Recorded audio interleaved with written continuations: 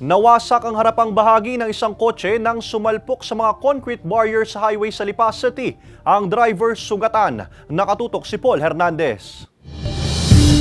Basag ang headlights at wasak ang harapan ng kotseng ito nang bumangga sa concrete barrier sa JP Laurel Highway ng Barangay Marawi sa Lipa City pasado alas 11 kagabi. Batay sa investigasyon ng mga pulis, tinatahak ng kotse ang direksyon pa Santo Tomas City, Batangas. Nabangga niya yung barrier. So nagkaroon ng damage yung almost 11 barriers ng concrete barriers ng DPWH. Sugatan ng driver na mabilis umano ang patakbo.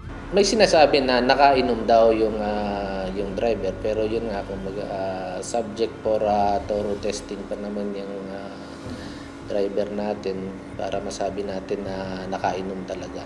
Nahatak at agad nang dinala sa impounding area ang kotse. Ayon sa mga otoridad, may pananagutan sa pagkasira ng public and traffic property gaya ng barrier ang mga sangkot sa ganitong klase ng insidente. Sinisikap na mahinga ng pahayag ang driver ng kotse. Ngayong linggo, 3 vehicular accident sa Lipa ang nai-report sa GMA Regional TV Balitang Southern Tagalog na kadalasang human error ang dahilan. Sa mga ganitong insidente ay ang driver is either nakainom or pagod. So nakakaidlip sila lalo na yung sa mga oras ng gabi na. Ang bili nila sa mga motorista, pairalin ng disiplina sa kalsada, tiyaking nasa kondisyon ang sasakyan at katawan ng magmamaneho. Kasama si Buhay Adante Jr., Paul Hernandez, Balitang Southern Tagalog.